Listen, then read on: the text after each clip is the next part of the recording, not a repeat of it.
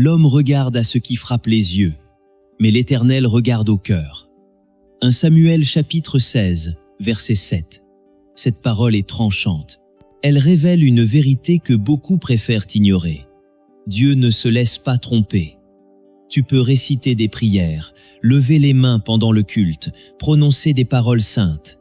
Mais si ton cœur est rempli d'orgueil, de duplicité ou d'indifférence, Dieu le voit, il l'entend, il l'analyse. Et c'est là que tout commence, ou échoue. As-tu déjà prié sans obtenir de réponse? T'es-tu déjà senti abandonné par le ciel, malgré tous tes efforts spirituels? Et si le problème ne venait pas de ce que tu fais, mais de ce que tu caches en toi, ce que tu ressens en secret, ce que tu ne dis à personne, ce que tu penses en silence? Car Dieu, lui, espionne ton cœur.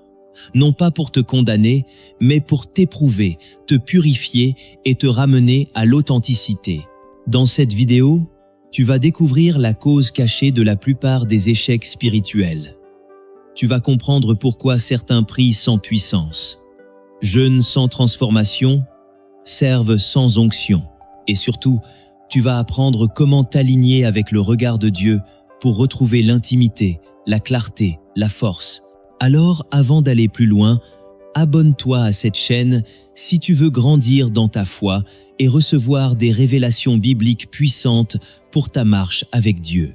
Like cette vidéo pour qu'elle bénisse d'autres croyants et écris en commentaire cette phrase prophétique. Seul Dieu connaît mon cœur et je veux qu'il le purifie. Reste jusqu'à la fin, car une prière t'attend, une prière pour les cœurs vrais. Depuis le commencement, Dieu ne juge jamais selon l'apparence. Il sonde, il perce, il discerne l'intérieur de l'homme, là où aucun regard humain ne peut pénétrer. Dans le livre de la Genèse, chapitre 6, verset 5, il est écrit « L'Éternel vit que la méchanceté des hommes était grande sur la terre, et que toutes les pensées de leur cœur se portaient chaque jour uniquement vers le mal. » Ce n'est pas ce que les hommes faisaient extérieurement qui attira la colère de Dieu, mais ce qu'ils cultivaient en secret. Le cœur était corrompu. Quand Dieu envoya le prophète Samuel pour choisir un roi parmi les fils d'Isaïe, Samuel fut impressionné par l'apparence d'Éliab. Mais Dieu le reprit aussitôt avec cette parole tranchante. L'homme regarde à ce qui frappe les yeux, mais l'Éternel regarde au cœur. Premier livre de Samuel, chapitre 16, verset 7. Ce verset n'est pas un détail, c'est un fondement. Dieu ne bénit pas les masques, il bénit la vérité. Et Jésus, dans son ministère terrestre, dénonçait cette même hypocrisie. Il dit aux religieux, « Ce peuple m'honore des lèvres, mais son cœur est éloigné de moi. » Évangile selon Matthieu, chapitre 15, verset 8. Ils avaient la liturgie, le langage, la position, mais pas la communion. Leur piété était un théâtre. Aujourd'hui encore, beaucoup vivent ce même mensonge sacré. Ils parlent de Dieu, mais ne vivent pas avec Dieu. Ils connaissent la parole, mais leur cœur n'est pas brisé. Et c'est là que l'échec commence, quand le cœur n'est plus un autel, mais une vitrine. Si Dieu observe ton cœur, alors chaque pensée devient prière, chaque émotion devient témoignage, et chaque intention pèse plus que 1000 paroles. Ce que tu caches est souvent plus fort que ce que tu montres. Voici maintenant les 6 racines invisibles qui étouffent la foi, bloquent la bénédiction et provoquent l'échec spirituel chez ceux qui croient pourtant marcher avec Dieu. Il n'y a rien de plus dangereux pour une vie spirituelle que d'avoir un cœur divisé. Un pied dans la lumière, un pied dans l'ombre. Un verset à la bouche, un compromis dans les pensées. L'apparence d'un disciple, mais l'attachement secret à quelque chose ou quelqu'un que Dieu n'a jamais approuvé. Le cœur partagé est l'ennemi intime du zèle. Il ne s'oppose pas frontalement à Dieu. Il lui sourit tout en regardant ailleurs. Dans l'Évangile selon Matthieu, chapitre 6, verset 24, Jésus est catégorique. Nul ne peut servir 2 maîtres, car ou il haïra l'un et aimera l'autre, ou il s'attachera à l'un et méprisera l'autre. Vous ne pouvez servir Dieu et Mammon. Le problème, c'est que beaucoup essaient quand même. Ils veulent le feu de Dieu. sans renoncer à la chaleur des idoles. Ils veulent l'onction sans abandonner leur orgueil. Ils veulent la vérité, mais seulement quand elle ne dérange pas leurs désirs. L'histoire du roi Salomon est tragiquement éclairante. Il avait reçu une sagesse incomparable, une faveur divine rare, une prospérité légendaire. Mais avec le temps, son cœur se détourna. Dans le premier livre des rois, chapitre 11, verset 4, il est écrit « À l'époque de la vieillesse de Salomon, ses femmes inclinèrent son cœur vers d'autres dieux. Et son cœur ne fut point tout entier à l'Éternel, son Dieu, comme l'avait été le cœur de David, son père. » Ce n'est pas un scandale public qui a causé sa chute, c'est une inclinaison progressive du cœur, une compromission discrète, une division invisible. Et c'est ainsi que commence l'échec spirituel. Pas dans les gestes, pas dans les paroles, mais dans les priorités du cœur. Dieu ne supporte pas la tiédeur. Il ne veut pas une partie de toi, mais la totalité. Tu ne peux pas lui offrir un autel si ton cœur est déjà occupé par d'autres dieux. Tu ne peux pas recevoir sa plénitude si tu n'as pas fait le vide des illusions. Un cœur partagé prie, mais sans puissance. Il chante, mais sans adoration. Il donne, mais sans abandon. Et tôt ou tard, il s'épuise, car il vit dans une double tension. Plaire à Dieu sans renoncer à soi. Mais Dieu n'habite pas un sanctuaire divisé. Il ne s'y manifeste pas. Il se retire. Voilà pourquoi certains vivent dans une sécheresse spirituelle constante. Ce n'est pas que Dieu les rejette, c'est qu'ils ne lui ont jamais tout donné. Leur foi est mixte. Leur loyauté est instable. Leur cœur est rempli, mais pas par Dieu. Il y a des hommes et des femmes qui paraissent spirituels aux yeux du monde, mais que le ciel ne reconnaît pas. Ils maîtrisent le langage de l'Église, les gestes de la foi, les apparences de la piété. Ils sont actifs, visibles, parfois même respectés. Mais Dieu, lui, ne se laisse jamais tromper par le décor. Il regarde l'obéissance. Et l'obéissance, elle, ne fait pas de bruit. Elle ne cherche pas la reconnaissance. Elle ne parle pas pour être vue. Elle se manifeste dans le secret, là où aucun regard humain ne juge, mais où le regard de Dieu pèse tout. Dans l'Évangile selon Matthieu, chapitre 23, versets 27 et 28, Jésus parle à ceux qu'on admire souvent dans les assemblées. « Malheur à vous, scribes et pharisiens hypocrites, parce que vous ressemblez à des sépulcres blanchis qui paraissent beaux au dehors et qui, au dedans, sont pleins d'ossements de mort et de toute espèce d'impureté. Vous de même, au dehors, vous paraissez justes aux hommes, mais, au dedans, vous êtes pleins d'hypocrisie et d'iniquité. » Ces paroles ne s'adressent pas aux païens. Elles visent ceux qui croient déjà, ceux qui ont remplacé la relation avec Dieu par une image sacrée, mais creuse. L'apparence religieuse est une illusion dangereuse. Elle rassure la conscience tout en endormant l'âme. Elle pousse à croire que les rituels suffisent, que les versets récités remplacent l'obéissance réelle, que l'émotion pendant le culte est une preuve de transformation. Mais l'Esprit de Dieu ne s'attarde pas là où il n'y a pas d'obéissance. Il ne bénit pas la façade. Il cherche le fruit. Souviens-toi du roi Saül. Il a sacrifié à Dieu sans y avoir été autorisé. Il a fait un acte religieux désobéissant. Et Dieu lui a dit, par la bouche du prophète Samuel, « L'Éternel trouve-t-il du plaisir dans les holocaustes et les sacrifices, comme dans l'obéissance à la voix de l'Éternel ? Voici, l'obéissance vaut mieux que les sacrifices. » Premier livre de Samuel, chapitre 15, verset 22, Dieu ne veut pas ce que tu peux faire pour lui. Il veut ton cœur, tes choix, ta soumission. Un culte sans obéissance est un théâtre. Une prière sans alignement est un monologue.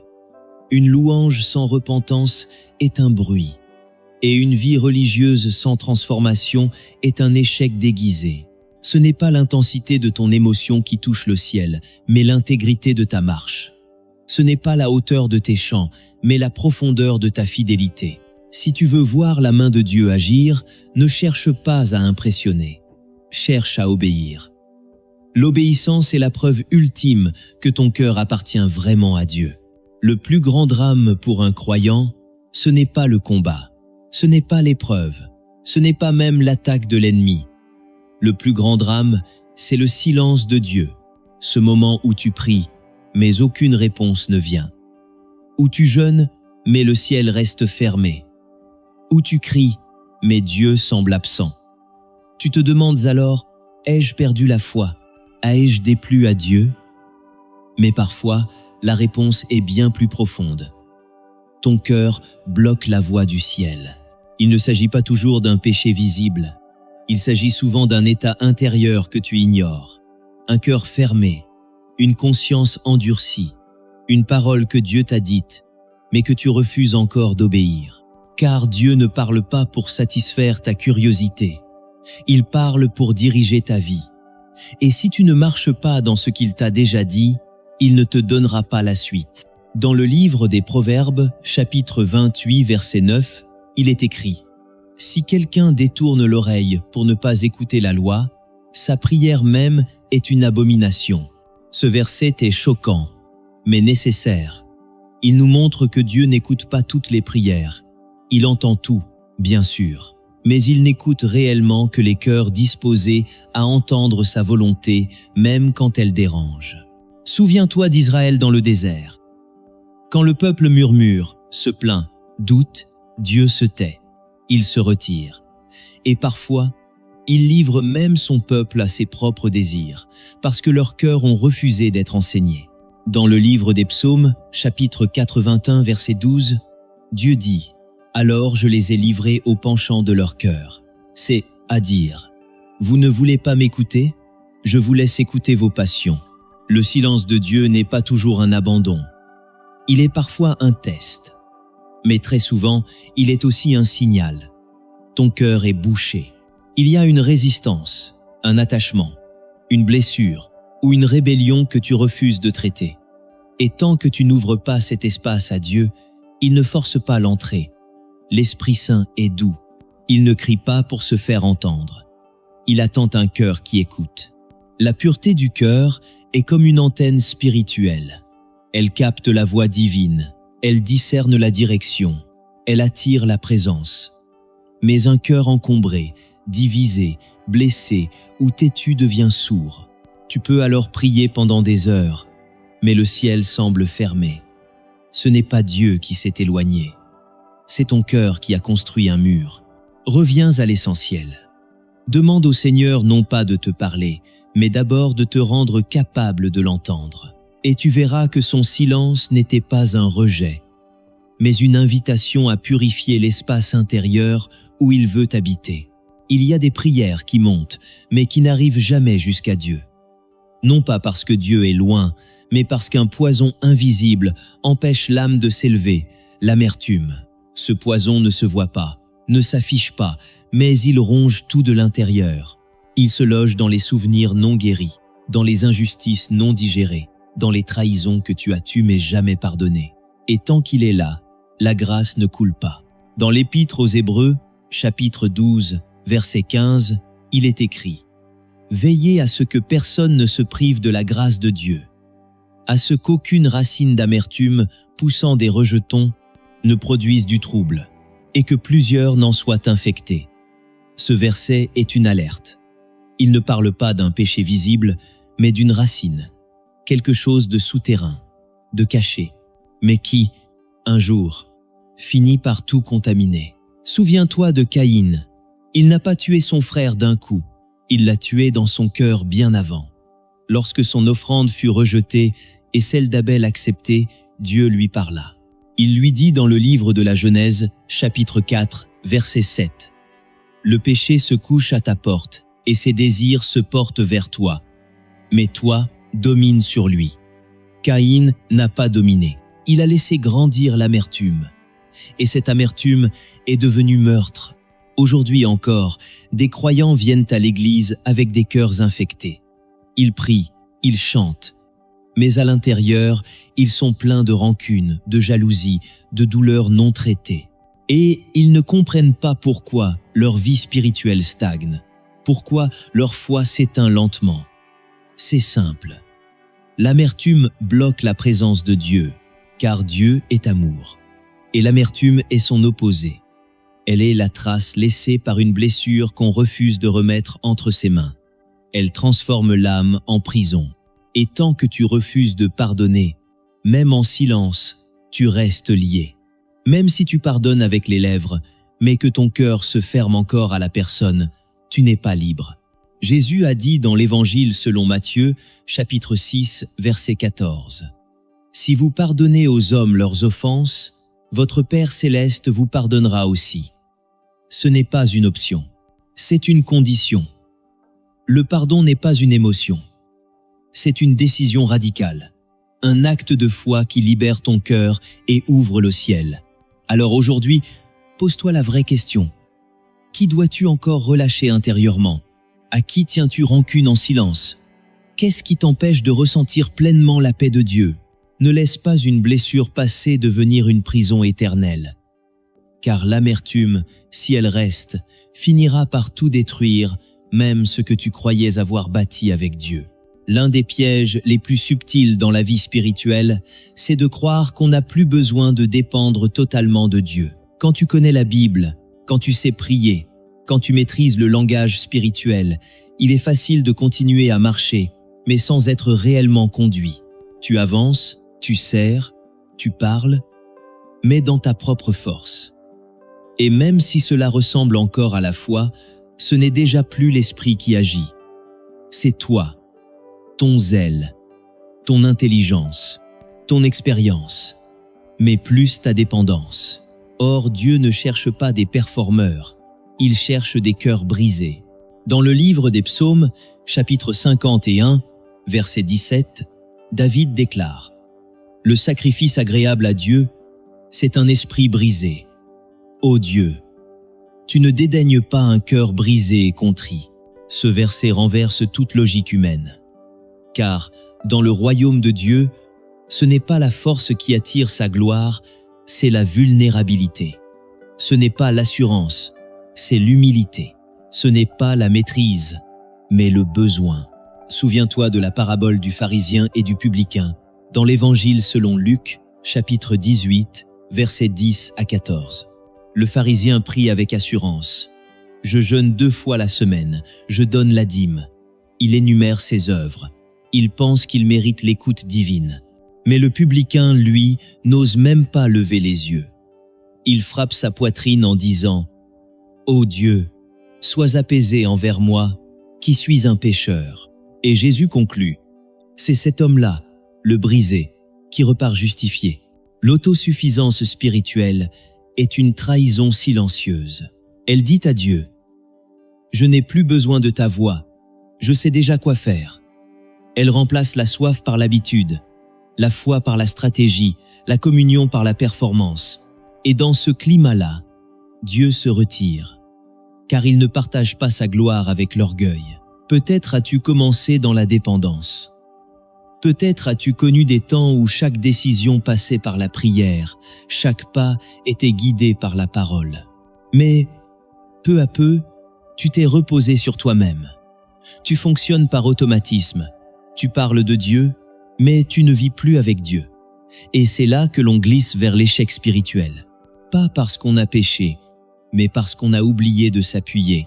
Aujourd'hui, le Saint-Esprit te dit « Reviens, reviens à la simplicité, reviens à la dépendance, reviens à la place où tu pleurais, où tu demandais, où tu écoutais.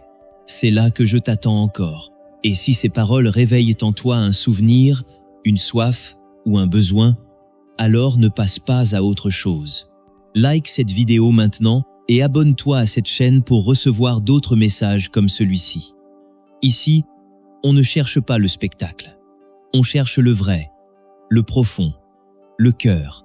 Et si c'est ce que tu veux aussi, alors restons connectés dans l'esprit.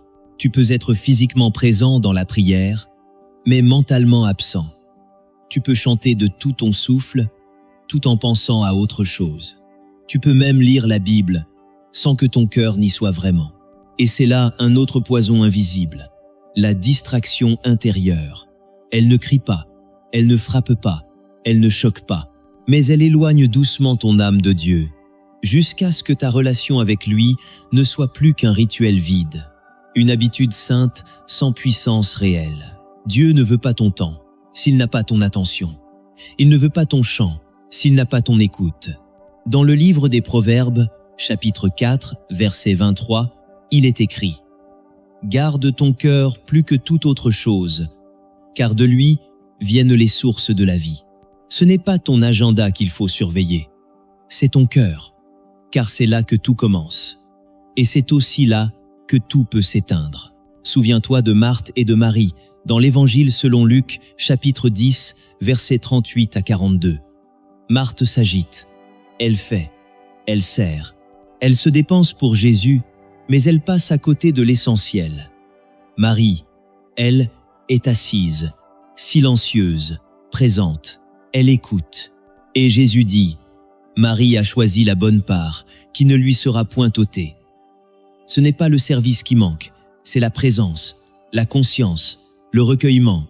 Dans notre génération, le bruit est partout. Même quand nous prions, notre esprit est bombardé de pensées, de projets, de doutes. Nous avons appris à remplir nos journées, mais pas à vider notre cœur devant Dieu. Nous savons parler, mais pas écouter. Nous savons bouger, mais pas nous arrêter. Et pourtant, c'est dans le silence intérieur que Dieu parle le plus fort. La distraction intérieure, c'est quand ton cœur est plus préoccupé par ce qui vient après la prière que par la présence de celui à qui tu parles. C'est quand tu cherches la bénédiction, mais que tu oublies le visage du donateur. C'est quand tu crois être fidèle, mais que ton âme est ailleurs. C'est un cœur qui parle à Dieu, tout en consultant d'autres sources, tout en gardant un œil sur le monde. Et Dieu ne partage pas l'intimité avec ceux qui le consultent entre deux pensées volatiles. Si tu veux retrouver la profondeur spirituelle, tu dois apprendre à recentrer ton cœur, à cultiver la paix intérieure, à fermer la porte de ton esprit aux distractions. Jésus a dit, « Quand tu pries, entre dans ta chambre, ferme la porte. » Évangile selon Matthieu, chapitre 6, verset 6. Mais ce n'est pas seulement la porte physique qu'il faut fermer, c'est celle de l'âme, pour que ton cœur, enfin, soit tout entier à lui. Il est possible de faire le bien sans plaire à Dieu, de prier, de donner, de servir, et pourtant d'être désapprouvé par le ciel. Pourquoi? Parce que Dieu ne juge pas ce que tu fais, il juge pourquoi tu le fais. L'homme regarde l'action, Dieu sonde l'intention. Ce que tu montres compte peu si le moteur caché derrière est corrompu, orgueilleux, intéressé ou manipulateur. Dans le premier livre des Chroniques, chapitre 28, verset 9, il est écrit « L'Éternel sonde tous les cœurs et pénètre tous les desseins et toutes les pensées. Rien ne lui échappe. » Ton agenda secret, tes désirs profonds, ta vraie motivation, même toi tu peux l'ignorer. Mais Dieu, lui, la voit clairement. Et c'est à ce niveau-là qu'il décide d'approuver ou de rejeter ce que tu fais. Souviens-toi de l'offrande d'Abel et de celle de Caïn. Les deux ont présenté un sacrifice à Dieu. En apparence, c'est la même action, adorer, honorer. Mais dans la Genèse, chapitre 4, verset 4, il est dit « L'Éternel porta un regard favorable sur Abel et sur son offrande. Mais il ne porta pas un regard favorable sur Caïn et sur son offrande. » Pourquoi? Parce que Dieu ne regarde pas d'abord à ce que tu déposes sur l'autel, mais à l'état de ton cœur quand tu le fais. Beaucoup donnent pour être vus, priant pour être crus, servant pour être promus. Leur cœur n'est pas tourné vers Dieu, mais vers eux-mêmes. Et Dieu ne partage pas sa gloire avec l'orgueil déguisé en spiritualité.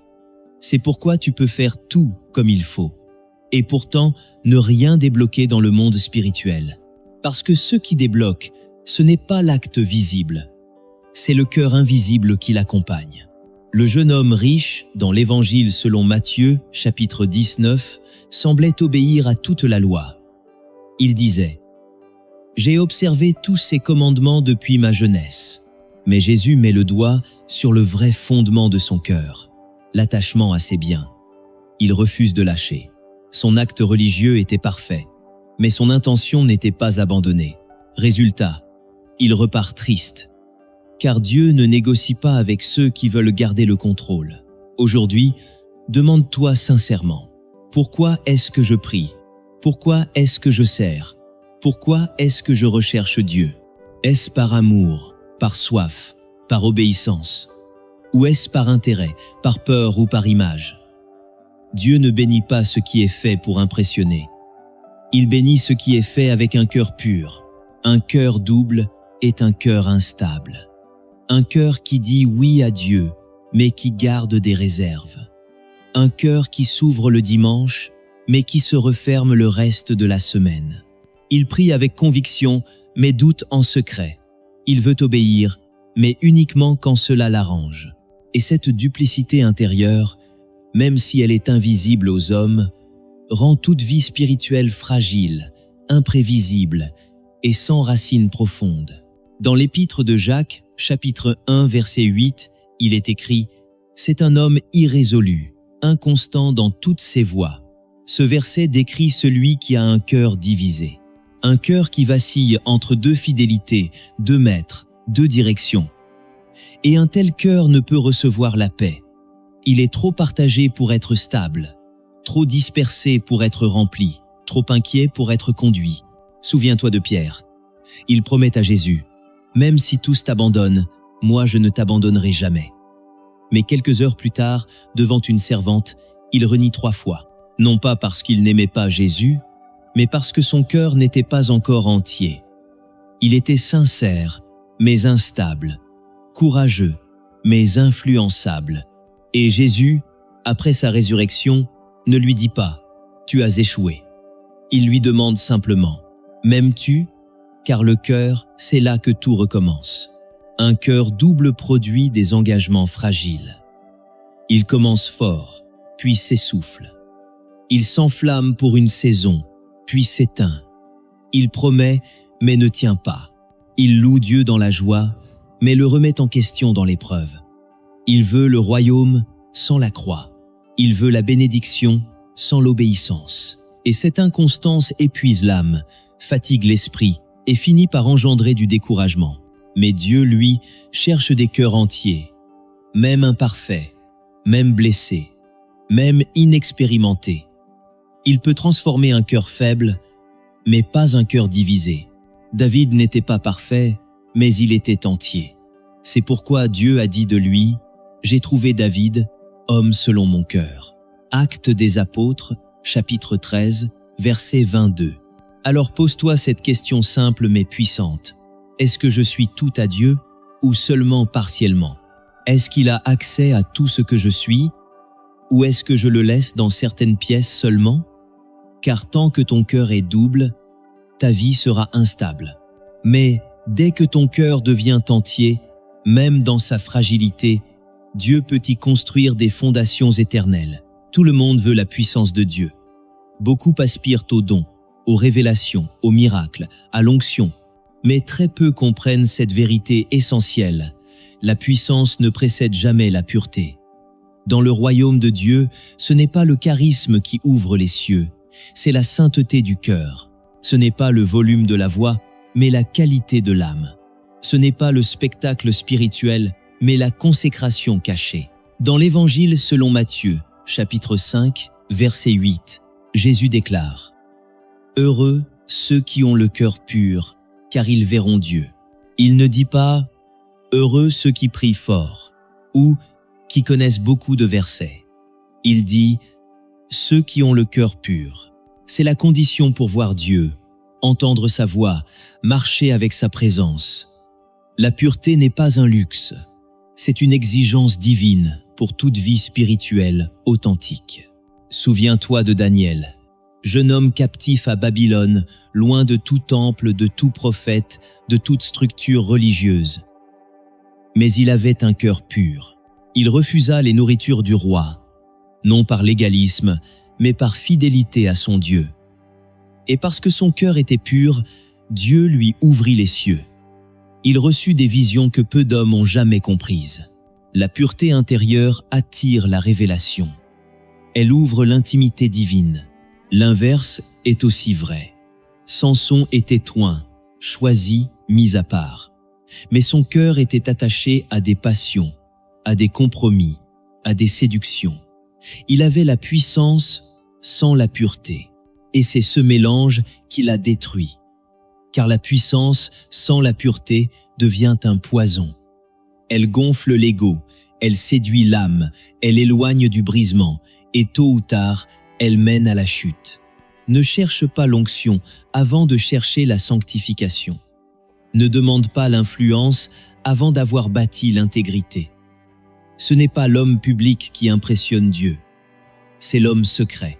C'est celui qui pleure dans sa chambre, qui renonce à ce que personne ne voit, qui garde son cœur quand personne ne l'applaudit. Aujourd'hui, beaucoup veulent que Dieu les utilise, mais refusent d'être d'abord purifiés. Ils veulent prier pour les autres, mais n'ouvrent pas leur propre cœur. Ils veulent des dons sans passer par le feu. Mais Dieu ne confie pas sa puissance à ceux qui ne lui ont pas donné leur cœur. Car là où il y a impureté, il y a distorsion. Mais là où il y a pureté, il y a précision. Il y a des prières que Dieu entend, sans qu'aucun mot ne soit prononcé. Des cris du cœur, des soupirs silencieux, des douleurs cachées que personne ne perçoit, mais que Dieu saisit dans leur intégralité. Car Dieu n'écoute pas seulement les phrases bien formées, il écoute les battements intérieurs. Il entend ce que les autres ne voient pas. Il lit ce que tu ne sais même pas exprimer. Dans le livre des Psaumes, chapitre 38, verset 9, il est écrit « Seigneur, tous mes désirs sont devant toi, et mes soupirs ne te sont point cachés. » Tu n'as pas besoin d'expliquer à Dieu ce que tu ressens. Il le sait déjà. Il est le seul à pouvoir interpréter ton silence, ton regard vide, ton souffle lourd. Il entend même ce que tu n'oses pas confesser. Et il ne juge pas comme les hommes. Il comprend avant même que tu comprennes toi-même. Regarde Anne, la mère de Samuel. Dans le premier livre de Samuel, chapitre 1, elle prie dans le temple. Mais sa bouche ne produit aucun son. Seules ses lèvres bougent. Et le sacrificateur Élie pense qu'elle est ivre. Pourquoi? Parce que l'homme juge par l'extérieur. Mais Dieu, lui, entendait chaque larme, chaque gémissement intérieur. Et cette prière silencieuse fut l'une des plus puissantes de la Bible. Parce qu'elle venait d'un cœur vrai, brisé, sans apparence. De même, la femme au parfum n'a rien dit devant Jésus. Elle a pleuré, brisé son flacon, essuyé ses pieds avec ses cheveux. Aucun discours, aucun argument. Juste l'expression muette d'un amour profond, d'une repentance sincère. Et Jésus déclare « Ses nombreux péchés lui ont été pardonnés parce qu'elle a beaucoup aimé. » Évangile selon Luc, chapitre 7, verset 47. Ce que les hommes ne comprennent pas, Dieu le récompense. Alors ne pense pas que tu dois impressionner Dieu par tes mots. Ne crois pas que ta prière doit être parfaite. Parfois, un soupir du cœur touche plus le ciel qu'un long discours.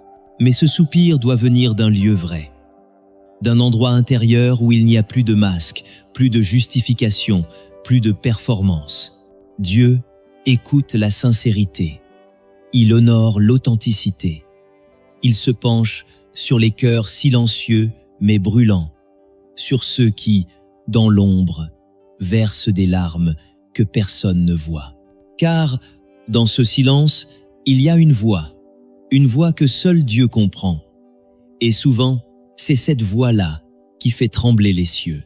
Une blessure non guérie devient une porte ouverte. Ce qui te a fait mal hier, si tu ne le remets pas à Dieu, finira par te détourner de lui demain. Car le cœur blessé n'est pas seulement un cœur douloureux. Il devient un terrain instable, un sol fragile, un champ où l'amertume, la colère, le rejet et même la rébellion peuvent germer en silence. Et ce que tu refuses de traiter avec Dieu finira par te séparer de lui. Dans le livre d'Ézéchiel, chapitre 14, verset 3, Dieu dit « Ces gens ont élevé leurs idoles dans leur cœur, et ils attachent leur regard sur ce qui les a fait tomber dans l'iniquité. » Note bien, les idoles ne sont pas posées sur une étagère, elles sont dans le cœur. Et souvent, elles se forment à partir des blessures, d'un amour trahi, d'une injustice subie, d'une prière sans réponse. Peu à peu, le cœur se durcit. Il ne fait plus confiance. Il commence à se méfier de Dieu. Il élève des murs. Et ces murs deviennent des prisons spirituelles. Souviens-toi du peuple d'Israël dans le désert. Dieu les avait libérés de l'esclavage, ouvert la mer, fait pleuvoir la manne.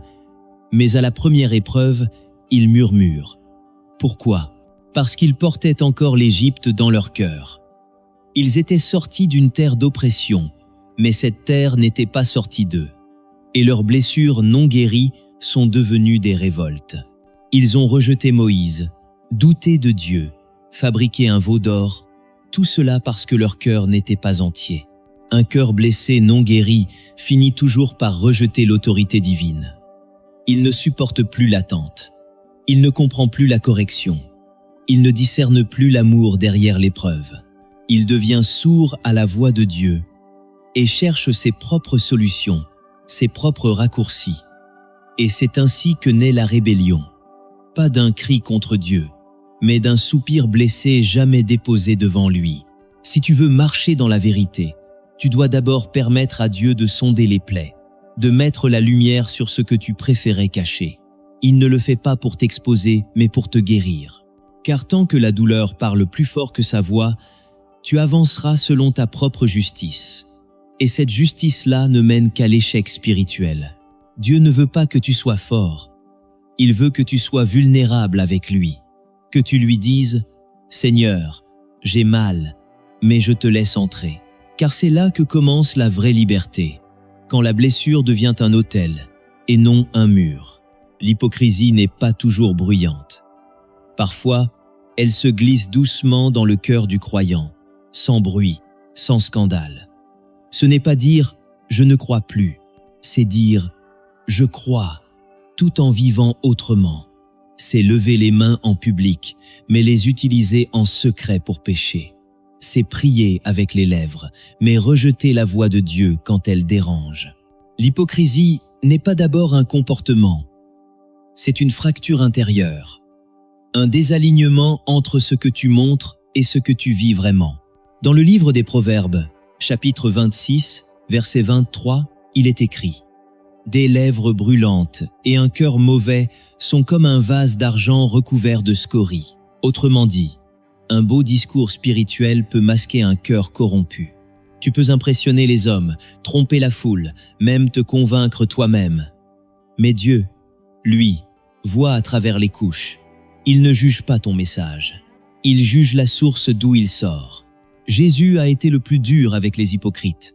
Non pas parce qu'ils étaient les pires pécheurs, mais parce qu'ils étaient les plus dissociés intérieurement. Dans l'Évangile selon Matthieu, chapitre 23, il les appelle « tombeaux blanchis ». Ils sont beaux au dehors, mais pleins de mort à l'intérieur. Ils enseignent la vérité, mais ne la vivent pas. Ils parlent de Dieu, mais leur cœur est loin de lui. Et toi, es-tu tombé dans ce piège subtil? Continues-tu à parler de foi alors que tu vis dans le doute? À proclamer l'amour de Dieu alors que tu refuses de pardonner? À citer la parole alors que tu désobéis sciemment? Ce n'est pas une condamnation, c'est un appel à revenir à l'intégrité. Car l'hypocrisie détruit ta foi de l'intérieur. Elle te vide peu à peu, tu continues à servir, mais tu n'as plus de feu. Tu continues à prier, mais sans écho. Tu fais tout ce qu'il faut, mais ton cœur n'y est plus. Et si ton cœur n'est plus dedans, Dieu non plus, car il n'est pas impressionné par la forme. Il cherche la substance. Et s'il ne trouve pas de vérité en toi, il attend, il se tait, il appelle, il corrige, jusqu'à ce que tu reviennes, non pas avec de belles phrases, mais avec un cœur brisé. Aujourd'hui, arrête de jouer un rôle. Ce n'est pas ta perfection que Dieu attend, c'est ta vérité.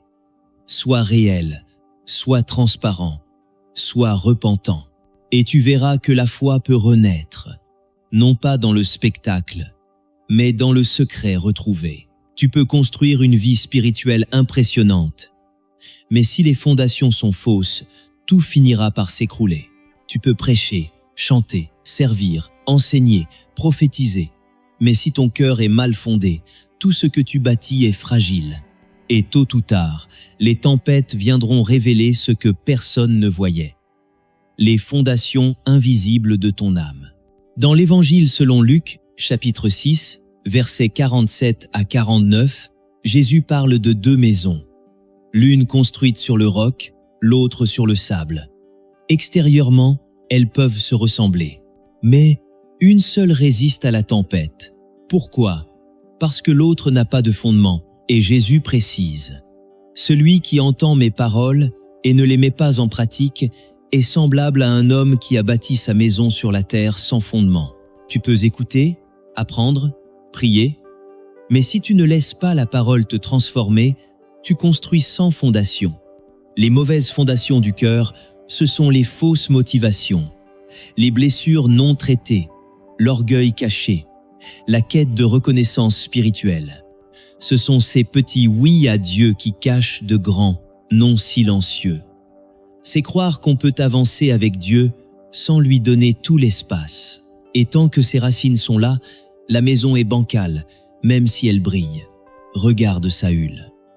Il avait la stature, l'appel, l'onction. Mais son cœur était bâti sur l'approbation des hommes, la peur du rejet, la précipitation. Et cette fondation invisible l'a conduit à désobéir, puis à être rejeté. À l'inverse, David a été préparé dans le secret. Son fondement, c'était la solitude, la louange dans les chants, l'humilité, la vérité. Et quand il a péché, il a crié « Crée en moi un cœur pur, ô Dieu ». Psaume, chapitre 50 et 1, verset 10. Parce que David savait « Sans fondement solide, tout s'écroule ». Tant de croyants se découragent parce qu'ils voient leur vie spirituelle s'effondrer. Ils pensaient avoir bâti quelque chose, mais la moindre épreuve les déstabilise. Ce n'est pas que Dieu les rejette, c'est que leur fondation n'a jamais été ajustée. Ils ont commencé par les actes sans passer par la purification du cœur.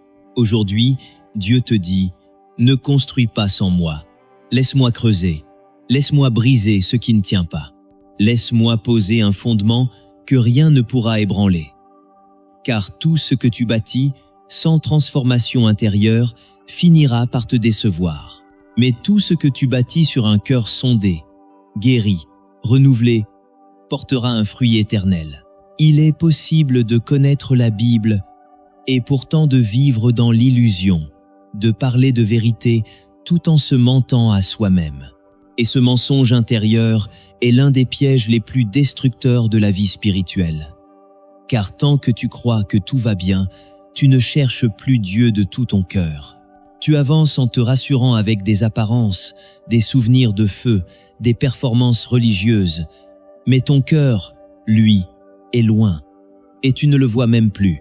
Dans le livre de Jérémie, chapitre 17, verset 9, il est écrit « Le cœur est tortueux par-dessus tout, et il est méchant. Qui peut le connaître ?» Cette parole nous alerte, car le plus grand danger n'est pas l'attaque extérieure, c'est l'aveuglement intérieur. Le cœur humain est capable de justifier ses compromis, de cacher ses intentions, de déguiser ses ambitions. Et si tu n'invites pas le Saint-Esprit à sonder en profondeur, tu peux passer ta vie à t'auto-séduire en croyant être fidèle. Souviens-toi du jeune homme riche. Il pensait être en règle. Il dit à Jésus, « J'ai observé tous ses commandements depuis ma jeunesse. » Il est sûr de lui. Mais Jésus, en une seule parole, met à nu ce qu'il ignorait lui-même, son attachement à ses richesses. Son cœur était ailleurs, et quand la vérité éclate, il repart triste. Non pas parce qu'il a été humilié, mais parce qu'il a vu ce qu'il refusait de voir. Se mentir à soi-même, c'est continuer à prier sans écouter. C'est servir en surface sans laisser Dieu fouiller en profondeur. C'est demander des bénédictions tout en gardant des idoles cachées. Et c'est ce mensonge intérieur qui bloque la croissance. Tu peux tromper tout le monde, même toi, mais tu ne peux pas tromper le Dieu qui t'a formé. C'est pourquoi David priait ainsi « Sonde-moi, ô Dieu, et connais mon cœur. Éprouve-moi et connais mes pensées. Regarde si je suis sur une mauvaise voie et conduis-moi sur la voie de l'éternité. Psaume chapitre 139, versets 23 et 24, c'est la prière du croyant mature. Pas celui qui se croit arrivé, mais celui qui veut être vrai.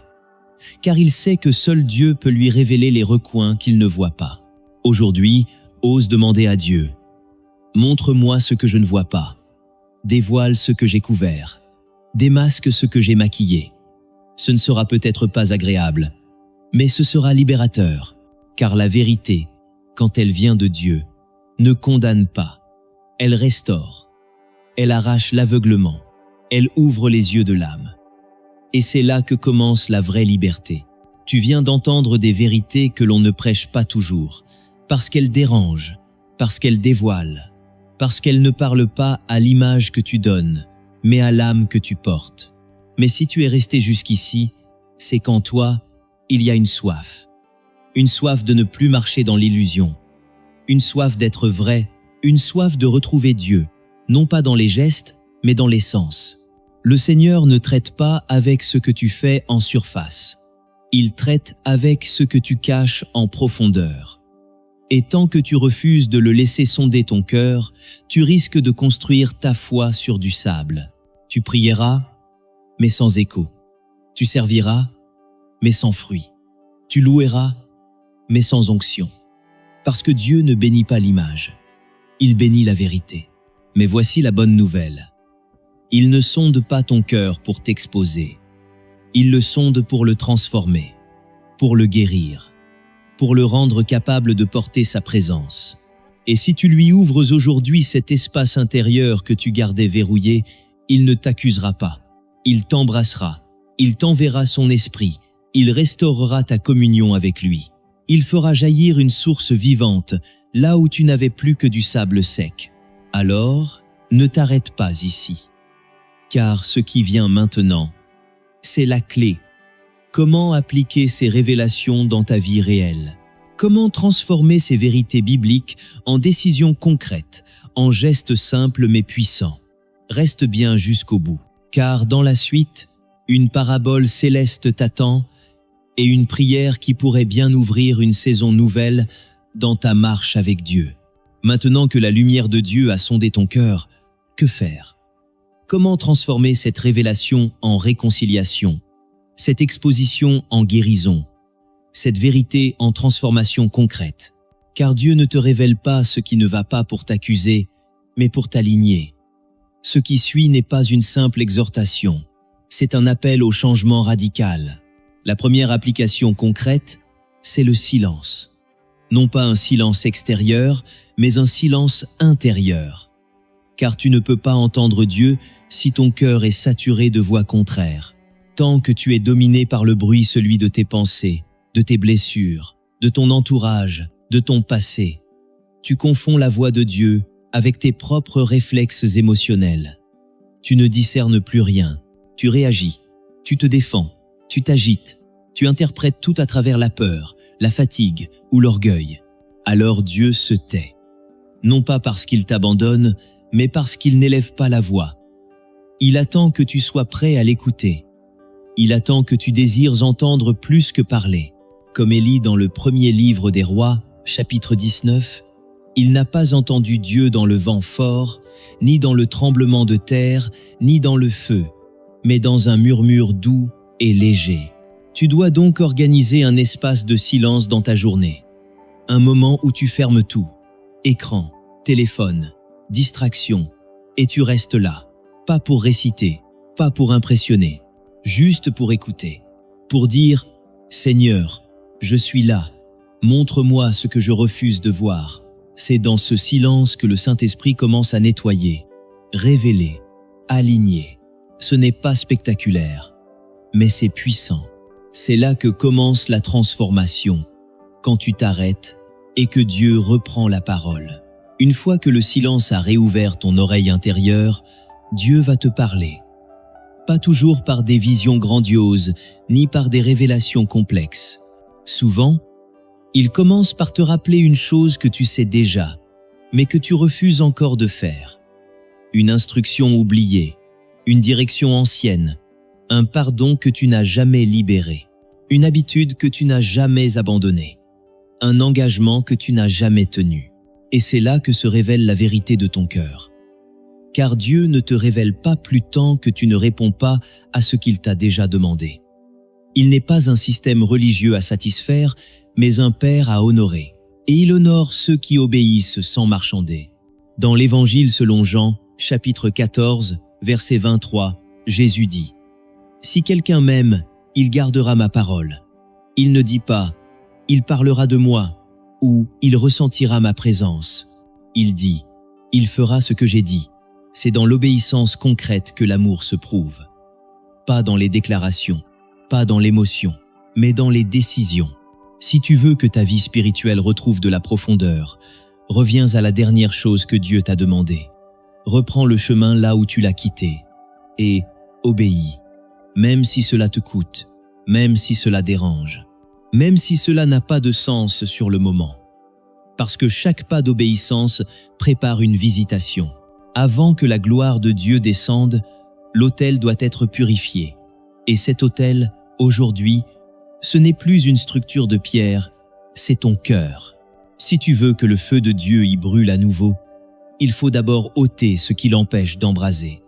Car un autel encombré, souillé, partagé, ne peut pas porter la présence. Dans le livre de Josué, chapitre 24, verset 23, le peuple est appelé à revenir à Dieu. Josué leur dit « Ôtez les dieux étrangers qui sont au milieu de vous et tournez votre cœur vers l'Éternel. » Note bien, Dieu ne se contente pas de belles intentions. Il exige un nettoyage, un renversement intérieur. Et dans ta vie, il peut y avoir des idoles invisibles, silencieuses, mais puissantes. L'orgueil spirituel, la dépendance à l'approbation, la peur du manque, une relation toxique, un confort devenu obsession. Ces choses prennent la place de Dieu dans ton attention, dans ta confiance, dans ta priorité. Et tant qu'elles sont là, ta vie spirituelle tournera en rond. Tu prieras, tu jeûneras, tu chercheras, mais rien ne descendra. Parce que Dieu ne se pose pas sur un autel partagé. Alors aujourd'hui, fais ce que peu osent faire. Confronte ce qui t'éloigne de Dieu dans le silence de ton cœur. Demande au Saint-Esprit de te montrer ce qui a pris la première place. Et décide radicalement de renverser ces idoles. Non pas par la force, mais par un repositionnement intérieur. Dis, « Seigneur, je choisis de t'aimer plus que tout ce que j'ai peur de perdre. » La foi n'est pas un concept. Ce n'est pas une sensation intérieure ni une simple conviction invisible. La vraie foi se voit, elle s'incarne, elle prend forme dans le quotidien, dans tes gestes, dans tes choix, dans tes priorités, dans ce que tu fais quand personne ne regarde. Et si tu veux voir Dieu transformer ton cœur, tu dois laisser cette transformation passer à l'action. Dans l'épître de Jacques, chapitre 2, verset 17, il est écrit « La foi, si elle n'a pas les œuvres, est morte en elle-même. » Cela ne veut pas dire que tu dois faire pour mériter l'amour de Dieu. Mais cela signifie que ce que Dieu opère en toi doit obligatoirement produire quelque chose à travers toi. Sinon, c'est une illusion, une émotion, un feu sans flamme. Tu dis que tu veux marcher dans la vérité? Alors commence par corriger une injustice, pardonner quelqu'un, confesser un mensonge, rendre ce que tu as pris, couper une relation toxique. Ne reste pas dans la contemplation spirituelle. Passe à l'action. Car ce sont les actes qui scellent les décisions du cœur. Souviens-toi de Zachée. Quand Jésus entre dans sa maison, la transformation est instantanée.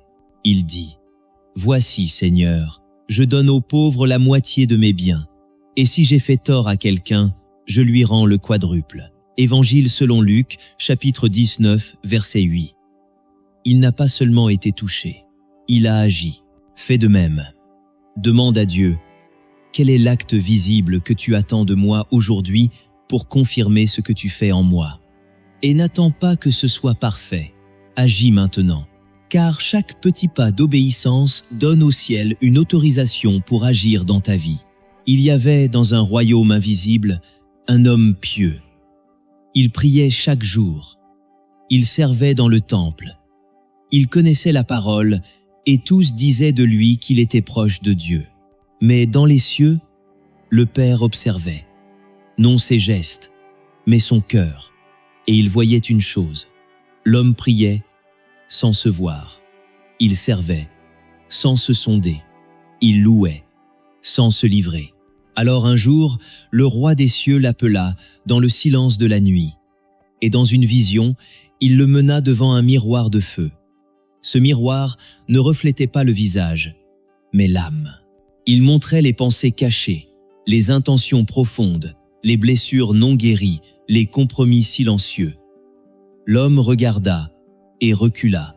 Il vit ce qu'il n'avait jamais osé affronter. La colère qu'il avait enfouie, l'orgueil qu'il avait justifié, l'hypocrisie qu'il avait maquillée sous des mots religieux. Le roi lui dit « Tu veux ma présence, mais tu ne m'as pas encore donné ton cœur entier. Tu veux ma gloire, mais tu refuses encore la vérité. Le feu que tu cherches ne descendra pas sur ton service, il descendra sur ton abandon. » L'homme tomba à genoux. Il pleura. Il ne demanda rien. Il ne s'excusa pas. Il dit seulement « Seigneur, brûle tout ce qui m'éloigne de toi, même si je m'y suis attaché, même si ça fait mal. Je veux être vrai devant toi. » Et alors, le feu descendit, non pour le détruire, mais pour le purifier. Il se releva, changé. Pas parce qu'il avait prié plus fort, mais parce qu'il s'était laissé voir. Tu as peut-être compris aujourd'hui que ton plus grand combat n'était pas autour de toi, mais en toi. Ce n'est pas l'ennemi extérieur qui te freine le plus, mais les résistances intérieures que tu refuses encore de remettre à Dieu. Mais ce que Jésus attend de toi aujourd'hui, ce n'est pas la perfection, ce n'est pas un exploit, c'est une décision, celle de le suivre, vraiment, pas par tradition, pas par émotion, mais par foi. Une foi active, vivante, persévérante. Il a dit dans l'Évangile selon Jean, chapitre 10, verset 27. « Mes brebis entendent ma voix. Je les connais et elles me suivent. » Suivre Jésus, ce n'est pas marcher quand c'est facile. C'est persévérer même quand on ne comprend pas. C'est continuer même quand le ciel semble silencieux. C'est croire même quand on ne sent plus rien. Et cette foi-là est rare, mais c'est celle que Dieu cherche. Aujourd'hui, une voix t'appelle. Pas celle d'un homme, pas celle d'une religion. La voix du Christ vivant. Elle ne crie pas. Elle murmure dans ton cœur. Suis-moi. Laisse tomber ce qui t'épuise. Dépose ce que tu portes seul et marche avec moi, un pas à la fois. Tu ne seras pas seul. L'Esprit Saint sera ton guide, ton consolateur, ta force dans les nuits froides. Mais il te faut répondre, il te faut avancer, il te faut persévérer, même quand tout en toi voudrait reculer. Car chaque pas dans la vérité rapproche le ciel de ta vie. Tu viens de recevoir un message que peu osent entendre. Car ce message ne flatte pas, il ne rassure pas les apparences, il ne célèbre pas l'émotion. Il t'invite à regarder en face l'endroit que Dieu regarde, ton cœur. Souviens-toi de cette vérité. 99% des échecs spirituels ne viennent pas d'un manque de prière, ni d'attaques extérieures, mais d'un cœur non aligné, un cœur divisé, distrait, blessé, orgueilleux, hypocrite.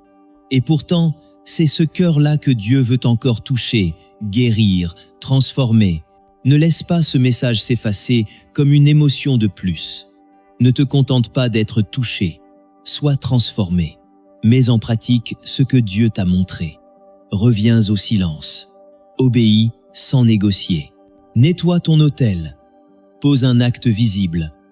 Et surtout, suis la voie de Jésus, même si c'est à contresens du monde.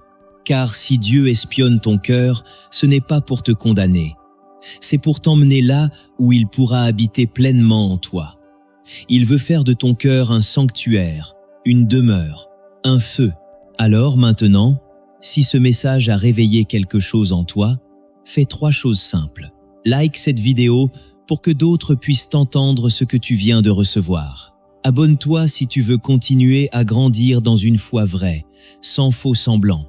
Écris en commentaire cette prière. Seigneur, sonde mon cœur et purifie-le. Je veux être vrai devant toi. Dieu ne cherche pas des croyants parfaits. Il cherche des cœurs sincères. Et si c'est ce que tu veux être, alors cette vidéo était ton rendez-vous divin.